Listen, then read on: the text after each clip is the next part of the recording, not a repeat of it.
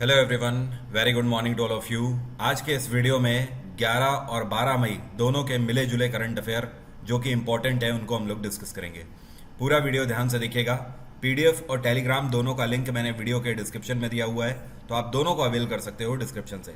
चलिए स्टार्ट करते हैं आज का वीडियो। और आज के वीडियो में आपको बता दूं केवल 15 क्वेश्चन ही हैं, जैसे कि डेली के वीडियो में होते हैं। तो जो आपके 15 क्वेश्चन और बचे हुए हैं वो आने वाले 3 से 4 दिनों में लगातार किसी दिन 18 क्वेश्चन, किसी दिन 19 क्वेश्चन या 20 क्वेश्चन ऐसे थोड़े थोड़े बढ़ा के मैं कवर करा दूंगा, तो उसके लिए टेंशन फ्री रहिए। वैसे आज के इन 15 क्वेश्चंस में से ज़्यादातर क्वेश्चन आज के 12 तारीख के ही हैं इंपॉर्टेंट। 2 से 3 प्रश्न कल के हैं। तो पहला क्वेश्चन है, भारत सरकार ने उत्तर प्रदेश के किन 2 शहरों को जोड़ने के लिए अभी हाल ही में एक्सप्रेस वे के लिए मंजूरी दे दी है। तो गवर्नमेंट ऑफ इंडिया के द्वारा अप्रूवल दे दिया गया है कि उत्तर प्रदेश के अंदर एक नया एक्सप्रेस वे बनाया जाएगा जो कि गाजियाबाद से कानपुर को कनेक्ट करेगा। अभी तक ध्यान रहे, नोएडा से लेकर जो कनेक्टिविटी थी वो यमुना एक्सप्रेस वे के थ्रू आगरा तक थी। इसी को ताज एक्सप्रेस वे के नाम से भी जाना जाता है।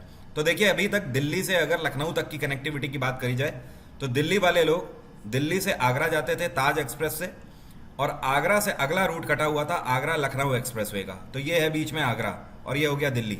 लेकिन अभी क्या है कि दिल्ली के पास गाजियाबाद, मतलब डायरेक्ट एनसीआर से सीधे सीधे कानपुर की कनेक्टिविटी के लिए एक अलग कॉरिडोर बनाया जाएगा और इसकी डिस्टेंस होगी 380 किलोमीटर। ये चीज़ ध्यान रखिएगा। अभी अगर बात करी जाए गाजियाबाद से कानपुर की, तो ये करीब 6 घंटे का समय लगता है, लेकिन इस कॉरिडोर की वजह से सीधे सीधे इसमें आधे टाइम की कमी आ जाएगी। मतलब 3 घंटे में आप केवल ट्रैवल कर पाओगे गाजियाबाद से कानपुर तक। उत्तर प्रदेश में योगी आदित्यनाथ की सरकार है। अगला क्वेश्चन है, ये कौन सी राज्य सरकार है जिसने अभी हाल ही में फैसला लिया है कि ये गाय का गोबर खरीदेंगे किसानों से। तो ऐसे किसान जो कि गाय पालन कर रहे हैं या फिर एनिमल हस्बेंड्री कर रहे हैं, उन सभी किसानों से उत्तर प्रदेश में योगी आदित्यनाथ सरकार ने फैसला लिया है कि ये गाय का गोबर खरीदेंगे। ये किस रेट पर खरीदेंगे, तो ध्यान रखिए 1.5 रुपये पर केजी, 1.5 रुपये पर केजी के हिसाब से गोबर खरीद लेंगे। ऐसा करने वाली उत्तर प्रदेश सरकार पहली सरकार नहीं है, बल्कि इससे पहले पिछले साल छत्तीसगढ़ सरकार ने भी ये काम किया था। छत्तीसगढ़ सरकार ने छत्तीसगढ़ के अंदर 2 रुपये पर केजी के हिसाब से गोबर खरीदने का फैसला लिया था। ये जितना भी गोबर कलेक्ट होगा, सरकार इन सभी गोबर का यूज करेगी जैविक खाद बनाने में और बायोगैस बनाने में। झारखंड में हेमंत सोरेन की सरकार है। पंजाब में अभी हाल ही में भगवंत मान की नई सरकार आई है और गुजरात में मुख्यमंत्री हैं इस टाइम पे भूपेंद्र पटेल। अगला क्वेश्चन है, भारत के द्वारा अभी हाल ही में यूनाइटेड नेशंस में हिंदी को प्रमोट करने के लिए कितनी धनराशि का योगदान दिया गया है। तो भारत सरकार ने यूनाइटेड नेशंस में हिंदी, जो कि हमारी ऑफिशियल लैंग्वेज है, इसको प्रमोट करने के लिए $8 लाख का योगदान दिया है।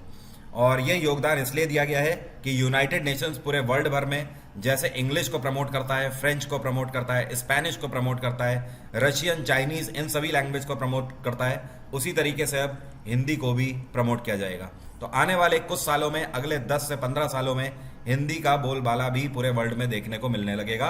और पूरे वर्ल्ड में जैसे यूनाइटेड नेशंस की कुछ ऐसी संस्था हैं जहां पर इंग्लिश के साथ साथ फ्रेंच भी मान्य है और चाइनीज भी मान्य है, उसी तरीके से आने वाले टाइम में बहुत जल्द हमें यूएन की कई सारे मॉड्यूल में हिंदी भी देखने को मिलेगी। और यूनाइटेड नेशंस की स्थापना करी गई थी 1945 में। इसका हेडक्वार्टर है न्यूयॉर्क और इसके प्रेसिडेंट हैं इस टाइम पे एंटोनियो गुतेरेस। क्या नाम है? Antonio Guterres.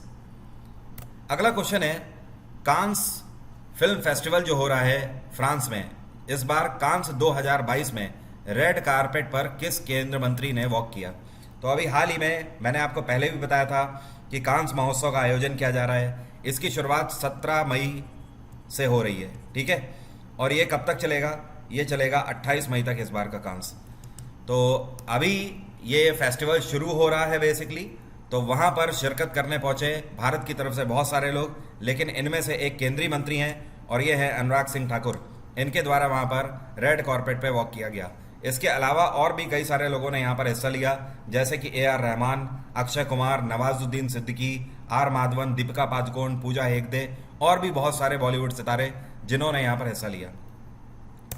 और एक चीज़ ध्यान रखिएगा, इससे पहले करीब 10-15 दिन पहले जब मैंने क्वेश्चन कराया था आपको कि कांस महोत्सव कहाँ आयोजित किया जा रहा है, उसमें मैंने आपको एक चीज़ बताई थी कि इस बार का जो कांस महोत्सव है 2022 का, ये किसको डेडिकेटेड है। तो इस बार ये ट्रिब्यूट है एक तरीके से टॉम क्रूज को। किसको? Tom cruise. और इनकी एक मूवी आई थी टॉप गन, उसके लिए इनको ये ट्रिब्यूट दिया गया है। और अनुराग सिंह ठाकुर की बात करें तो इनकी कॉन्स्टिट्यूएंसी है हमीरपुर। हमीरपुर कहाँ पड़ता है? एक तो उत्तर प्रदेश में पड़ता है, एक हिमाचल प्रदेश में। तो इनकी जो कॉन्स्टिट्यूएंसी है ये है हिमाचल प्रदेश वाली।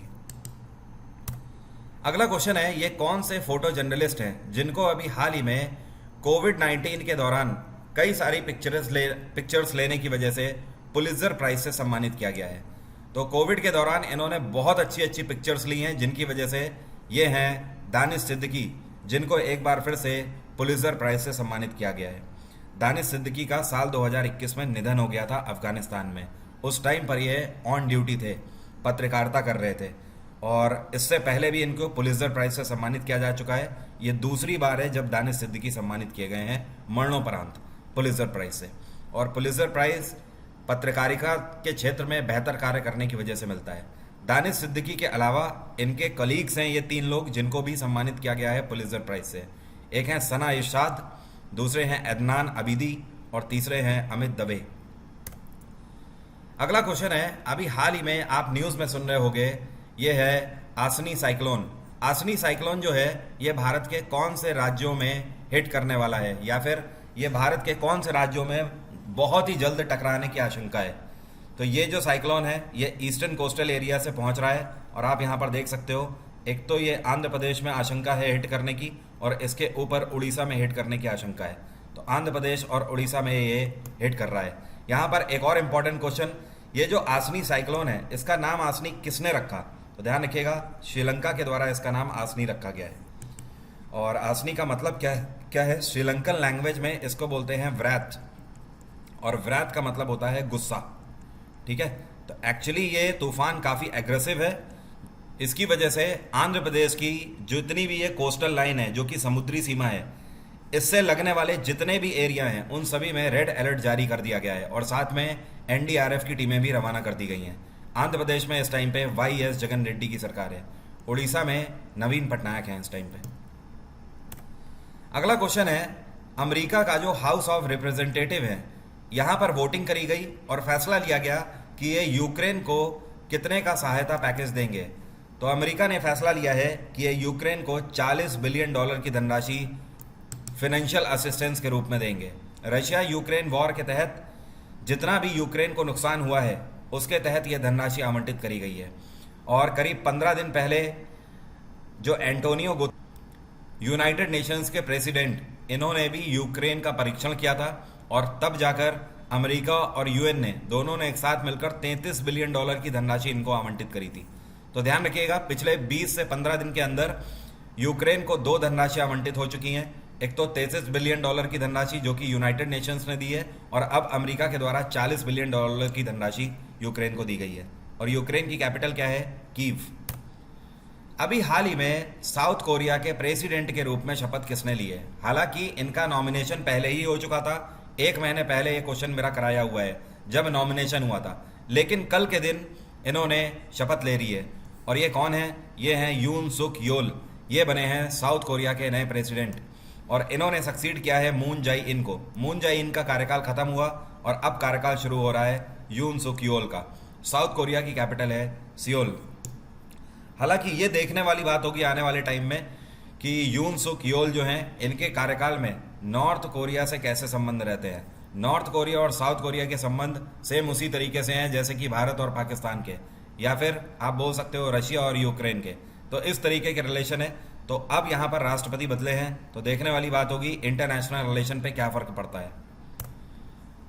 अगला क्वेश्चन है, ये जो आपको पिक्चर में दिख रहे हैं, इनका नाम है लियोनिद क्रावचुक। क्या नाम है? Leonid Kravchuk. अभी हाल ही में इनका निधन हो गया। ये कौन से देश के पहले राष्ट्रपति थे? तो क्रावचुक जिनका निधन हो गया, ये यूक्रेन के पहले राष्ट्रपति थे, और ये यूक्रेन में 1991 से लेकर 94 तक राष्ट्रपति का कार्यकाल सर्व कर चुके हैं। 88 वर्ष की उम्र में इनका निधन हो गया। यूक्रेन की कैपिटल है कीव, रशिया की कैपिटल है मॉस्को, मंगोलिया की कैपिटल है उलान बतर, और चिली की कैपिटल है सैंटियागो। अभी हाल ही में पंडित शिव कुमार शर्मा जी का निधन हो गया। ये जो आपको पिक्चर में दिख रहे हैं यही हैं शिव कुमार शर्मा जी। ये कौन से म्यूजिकल इंस्ट्रूमेंट से एसोसिएटेड थे? ये बेसिकली एक क्लासिकल म्यूजिशियन थे और हार्ट अटैक की वजह से इनका निधन हो गया 84 वर्ष की उम्र में हाल ही में। और ये संतूर बजाते थे। क्या बजाते थे? संतूर। और इनको भारत सरकार की तरफ से पद्म विभूषण से भी सम्मानित किया जा चुका है।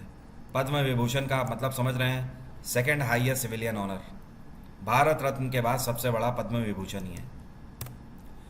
नेक्स्ट क्वेश्चन है, who has inaugurated first centre of excellence for Khadi recently?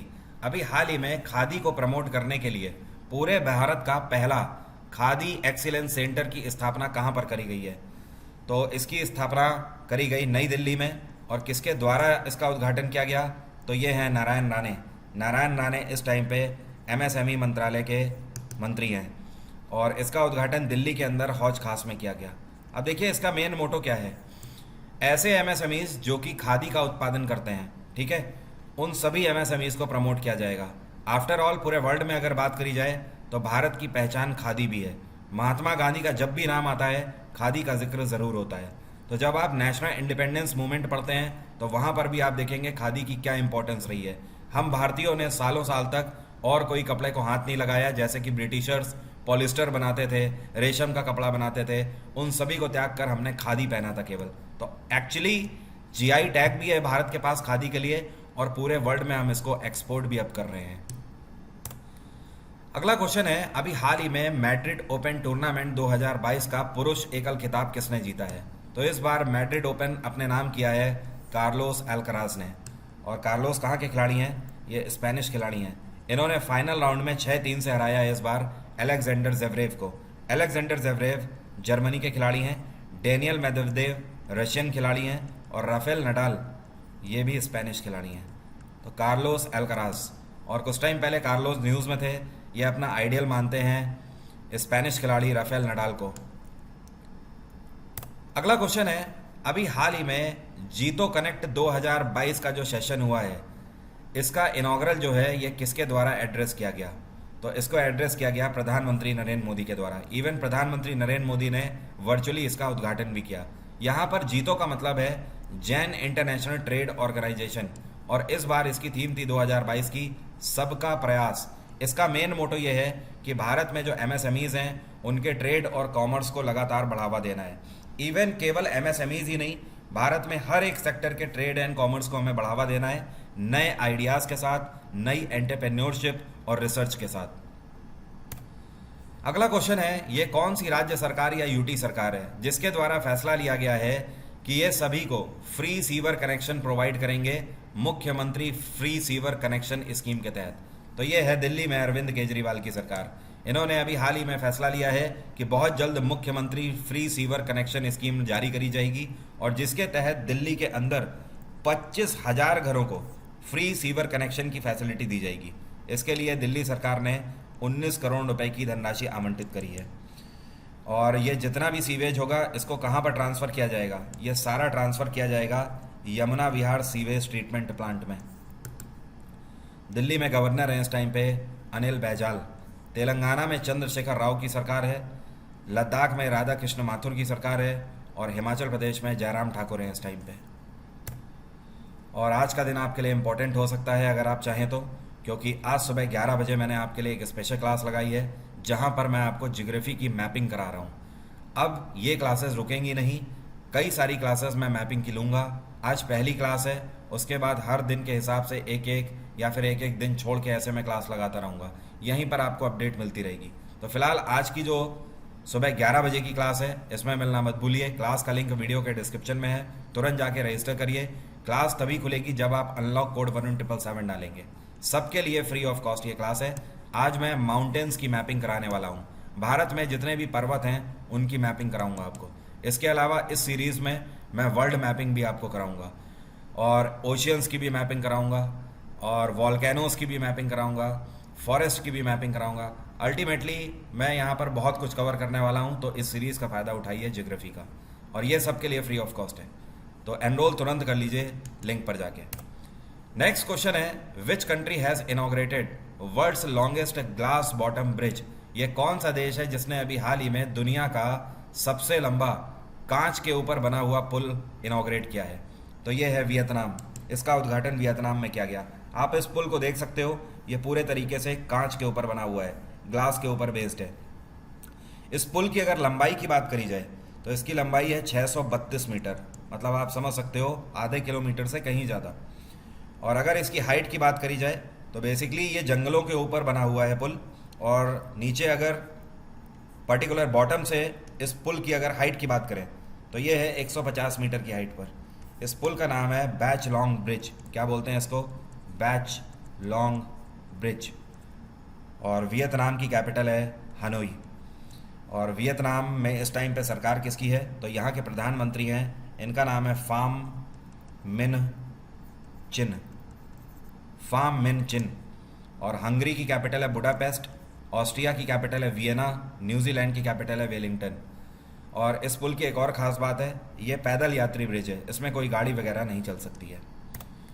और प्राइस एक बार फिर से हाइक होने वाले हैं। तो आज 12 तारीख है, ये ऑफ़र केवल 12 तारीख तक ही सीमित है, आज रात तक। तो आप ऑफ़र अवेल कर सकते हो। वरुण 777 कोड के साथ आप कोई भी सब्सक्रिप्शन ले सकते हो। मिनिमम 1 साल का सब्सक्रिप्शन या फिर 2 साल के सब्सक्रिप्शन पर ही ये ऑफ़र आपको मिल रहा है। इतना ही नहीं, साथ में एक्स्ट्रा 10% भी आपको मिलेगा ऑफ़र। तो वरुण 777 कोड लगा के आज इस ऑफ़र को आप अवेल कर सकते हो। प्राइस हाइक बहुत जल्दी होने वाला है, हो सकता है 5 दिन में या 10 दिन में या फिर 15 दिन में मैक्सिमम हो जाएगा, बट ये। Thank you so much, have a nice day, take care, bye bye, आपका दिन मंगलमय हो।